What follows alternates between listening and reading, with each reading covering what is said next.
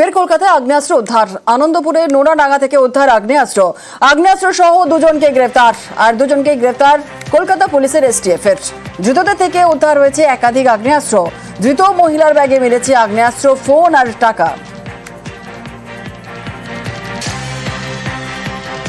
ফের কলকাতায় আগ্নেয়াস্ত্র উদ্ধার। আনন্দপুরে নোনাডাঙ্গা থেকে উদ্ধার আগ্নেয়াস্ত্র সহ দুজনকে গ্রেফতার করলো কলকাতা পুলিশের এসটিএফ। ধৃতদের থেকে উদ্ধার হয়েছে একাধিক আগ্নেয়াস্ত্র। ধৃত মহিলার ব্যাগে মিলেছে আগ্নেয়াস্ত্র, ফোন আর টাকা।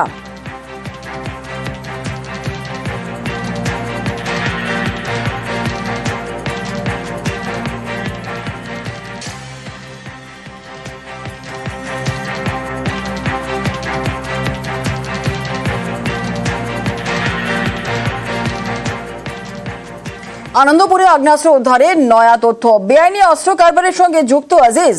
আগেও নাকি অস্ত্র মামলায় গ্রেফতার হয়েছিল আজিজ মোল্লা। পান্ডুয়ার কাজী মহল্লার বাসিন্দা আজিজ মোল্লা কাজে যাওয়ার নাম করে শনিবার বাড়ি ছাড়ে আজিজ।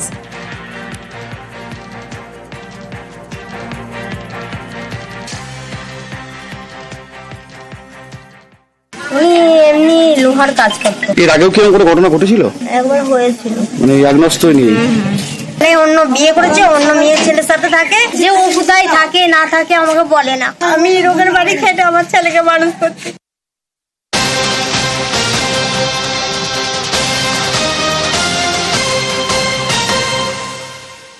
নিউটাউনে টোটো চালককে কুপিয়ে খুন।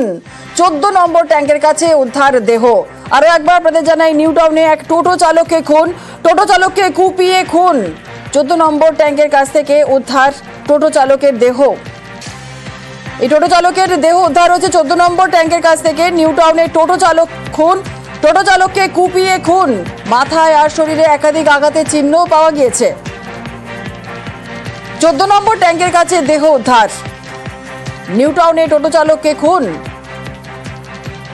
চালককে কুপিয়ে খুন এমনটাই জানা যাচ্ছে। 14 নম্বর ট্যাঙ্কের কাছ থেকেই দেহ উদ্ধার। মাথায় শরীরে একাধিক আঘাতের চিহ্ন পাওয়া গেছে। আরো বিস্তারিত বলবে আমাদের সঙ্গে রয়েছেন আমাদের প্রতিনিধি অনুপ চক্রবর্তী।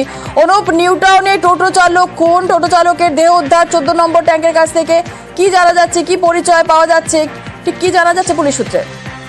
নিউটাউন 14 নম্বর ট্যাঙ্ক, এই টোটোর কাছ থেকে কিন্তু টোটো চালকের একেবারে কুপিয়ে খুন করার অভিযোগ উঠছে ইতিমধ্যে। মৃত চালকের নাম সুশান্ত ঘোষ, বাড়ি রাজারহাট রেংজুয়ানি এলাকায়। এই টোটো চালক কিন্তু অন্য সময়ে যেমন গাড়ি চালাতো এবং অবসর সময় কিন্তু মাঝে মধ্যে টোটো নিয়ে বেরোতো, এমনটাই কিন্তু পরিবার বলছে। ভোর রাতে নিউটাউনের যে ফাঁকা জায়গা 14 নম্বর ট্যাঙ্ক, এই ট্যাঙ্কের কাছেই কিন্তু একেবারে রক্তাক্ত অবস্থায় মৃতদেহ পড়েছিল এবং স্থানীয়রা যখন দেখতে পারে তারাই কিন্তু একেবারে খবর দেয়। ইকোপার্ক পুলিশ এসে সেখান থেকে কিন্তু মৃতদেহ উদ্ধার করে নিয়ে গেছে। পুলিশ তদন্ত নেমে জানতে পারছে এই টোটো চালককে কিন্তু মাথায় ভারী জিনিস দিয়ে আঘাত করা রাজ্যে খুন করা হয়েছে এবং খুনের বেশ কিছু তথ্য যেমন উঠে এসছে এবং পরিবার অভিযোগ যেটা হচ্ছে একেবারে সেই গাড়ি চালক হলেও সুশান্ত কিন্তু অবসর সময়ে টোটো চালাতেন। রবিবার ভাড়া ভোর রাতে যখন আসে এবং পরবর্তী ক্ষেত্রে তারপরে তাকে খুন করা হয়েছে। বাড়িতে যখন খবর যায় বাড়ির লোক অভিযোগ করছে সম্পত্তি নিয়ে থানা করেন এবং টাকার লেনদেনের কারণেই কিন্তু এই খুনের ঘটনা ঘটে। যদিও পুলিশের পক্ষ থেকে ইতিমধ্যেই দুজনকে আটক করা হয়েছে, তাদেরকে জিজ্ঞাসাবাদ করা হচ্ছে। তার কারণ যে ঘটনা ঘটেছে মূলত পুলিশ যে একবার তদন্তে নামার পরে নিশ্চিত যে এই টোটো চালককে কুপিয়ে খুন করার ঘটনা ঘটেছে, ভারী জিনিস দিয়ে আঘাত করা হয়েছে। যে দুজনকে আটক করা হয়েছে তাদের পরিচয় জানা গিয়েছে? ইতিমধ্যে পুলিশের পক্ষ থেকে তারই পরিচিত দুজনকে আটক করা হয়েছে বলা হচ্ছে এবং তার কোনো সম্পত্তি জনিত কোনো কারণ বা টাকা পয়সা লেনদেন সম্পর্কে বিষয় থাকতে পারে, সেই বিষয়টি পরিষ্কার হওয়ার জন্যই দুজনকে কিন্তু আটক করে জিজ্ঞাসাবাদ করা হচ্ছে। ধন্যবাদ। আমরা কিছুদিন লোকের মুখে জানতে পেরেছিলাম একটা মহিলার সঙ্গে রিলেশন মতন হয়েছে। ওই মেয়েটা আমার দাদার থেকে 20-30 হাজার টাকা ধার করেছিল, পয়সাটা চেয়েছে, ওই নিয়ে একটা বিরোধী হয়েছে। আমাদের যতদূর মনে হচ্ছে স্বামী স্ত্রী চক্র করেই আমার দাদাকে খুন করা হয়েছে। আর এমন করে মেরেছে যে দেখার মতন না। ও লোক ফিট করে ওইটা করেছে। আমাদের বাড়িতেও কালকে গেছিল, মানে ছেলেটা, তাকে আমাদের এলাকার কোনো ছেলে না, ওকে চিনি না। অন্য লোক দিয়ে আমার বাড়ি থেকে ডেকে নিয়ে ওখানে নিয়ে, ও ছিল ওখানে, ওটা ছোটবেলা, ওই টোটো ওখানে সাইডে কত রেখেছে, ওই গলির মধ্যে মেরে দিয়ে ওরই টোটো নিয়ে, আর আমার তো ওখানে পড়ে রয়েছে, ওরই টোটো নিয়ে ওরা পালিয়ে চলে যাচ্ছে। অন্তত 5-6টা কোপ দিয়েছে এখানে এখানে এখানে এখানে। যে মেরেছে তার উপযুক্ত সাজা যেন হয়। স্ত্রীকে খুনের অভিযোগে জালে স্বামী। হরিদেবপুরে ডায়মন্ড পার্কে মহিলা খুনে ধৃত। গ্রেপ্তার অভিযুক্ত স্বামী কার্তিক দাস। 23 জানুয়ারি ভাড়া বাড়ি থেকে উদ্ধার মহিলার দেহ। 2 মাস পর খুনের কিনারা কলকাতা পুলিশের।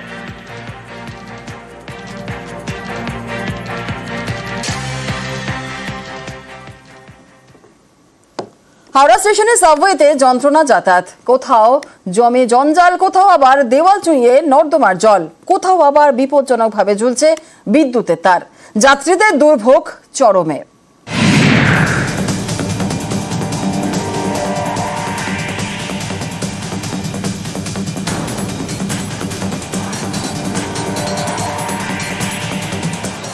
এটা হাওড়া স্টেশনের সাবওয়ে, যেখানে সেখানে পড়ে রয়েছে আবর্জনা, নর্দমার জল দেওয়াল চুঁইয়ে পড়ছে, যেখানে সেখানে বিপজ্জনকভাবে ঝুলছে বিদ্যুতের তার।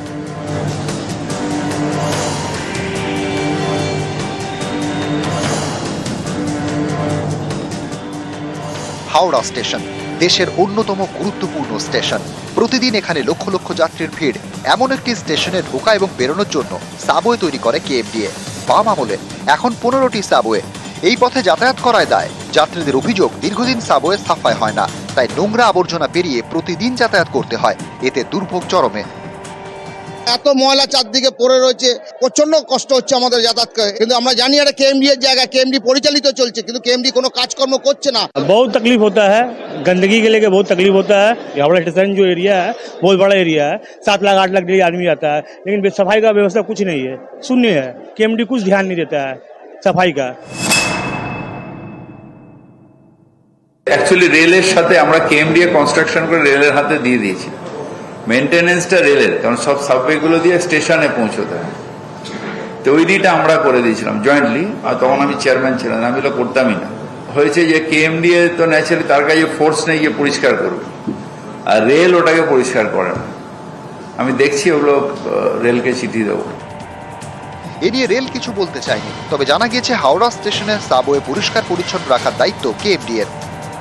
দীর্ঘদিন ধরে আবর্জনা পড়ে থাকা, অন্যদিকে যে বিদ্যুতের তার সেগুলিও অসুরক্ষিতভাবে বিভিন্ন জায়গায় রয়েছে। বিভিন্ন দেওয়াল দিয়ে চুয়ে চুয়ে পড়ছে বাইরের একাধিক বাথরুমের জল, আর তা নিয়েই কয়েক লক্ষ মানুষকে যাতায়াত করতে হয় এই সাবওয়ে দিয়েই।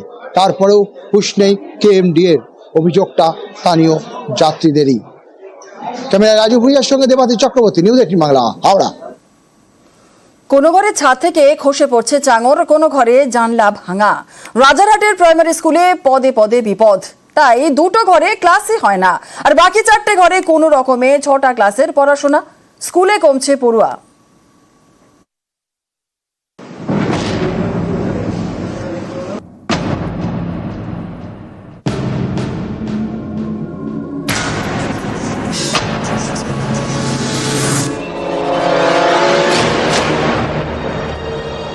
এটা প্রাইমারি স্কুল।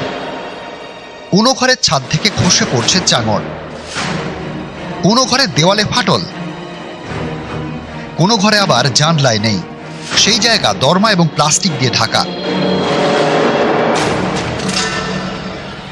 রাজারহাট শহরের পাশেই গ্রাম, চাঁদপুর গ্রাম পঞ্চায়েত। এখানকার শিখরপুরে বাজেতলব প্রাইমারি স্কুল। 1957 থেকে পথ চলা শুরু। অভিযোগ, দীর্ঘদিন এই স্কুলে কোনো সংস্কারের কাজ হয়নি, তাই স্কুল বিল্ডিংয়ে কোথাও ফাটল, কোথাও জানলা ভেঙে চুরে একসা। এর জেরে 6টি ঘরের বদলে 4টি ঘরে কোনো রকমে পড়াশোনা হয়। কয়েক বছর আগেও যেখানে পড়ুয়ার সংখ্যা ছিল 150-র বেশি, এখন সেখানে মাত্র 47 জন পড়ুয়া। ক্লাস করতে হয় ভয়ে ভয়ে। আমরা যখন লিখি তখন উপর থেকে ইটগুলো ভেঙে ভেঙে আমাদের গায়ে এসে পড়ে, লিখতে অসুবিধা হয়। হ্যাঁ, ভয় লাগে। মাস্টারমশাই যখন বাচ্চাদের পড়ায়, কখন কার মাথায় একটা করে চাঙড় পড়বে। একদিন তো আমাদের হেডমাস্টারমশাই মাথার পাশ দিয়ে চাঙড়টা পড়ে গেল, আমরা তো আতঙ্কে থাকি সারাদিন। বেহাল প্রাইমারি স্কুল, বর্ষার সময় দুর্ভোগ বাড়ে। অভিযোগ, স্কুলে জল ঢোকে। এর সমাধানে ব্লক প্রশাসনের দ্বারস্থ হয়েছে স্কুল কর্তৃপক্ষ। আমাদের তো সবারই সমস্যা, কারণ বিল্ডিংটা তো অনেক পুরানো, তো সব দিক থেকেই ভেঙে পড়েছে, সবারই অসুবিধা হচ্ছে, এখন সেগুলো অ্যাডজাস্ট করে আমাদের করতে হচ্ছে, চালাতে হচ্ছে। ওগুলো আর রিপেয়ারিং করার মতো পরিস্থিতিতে নেই যে ওগুলো রিপেয়ার করা যাবে, কারণ ওগুলো সব উই পোকাতে খেয়ে নিয়েছে, জলে জমে জলে ভিজে সব নষ্ট হয়ে গেছে। এটা স্কুল এডুকেশন ডিপার্টমেন্ট কাছে পাঠানো হয়েছে, ডিআই সাহেবের কাছে। ওনারা ফান্ডের যদি বরাদ্দ করতে পারেন তাহলে সেটা রিপেয়ারিং এর কাজ করা যাবে। টেম্পোরারি আমরা কোনো ক্লাসরুম করে দেবো সেই প্রভিশনও নেই। ডিপিএসসি কে জানানো আছে, ডিস্ট্রিক্ট প্রাইমারি স্কুল কাউন্সিলকে জানানো আছে। এবার স্কুল এডুকেশন ডিপার্টমেন্টের তরফ থেকে বা অন্য কোনো ডিপার্টমেন্ট থেকে টাকা পেলে এটা সম্ভব।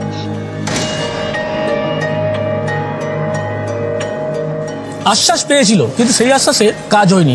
কলকাতা শহরের কাছে একটি বড় গ্রাম, সেখানেই বাচ্চাদের পড়ার জায়গা নেই, স্কুলের বেহাল অবস্থা, একেবারে দুরবস্থার কারণে স্কুল ভেঙে পড়েছে রীতিমতো। ক্যামেরায় মনোজ কুমারের সাথে অনুপ চক্রবর্তী, নিউজ 18 বাংলা, কলকাতা।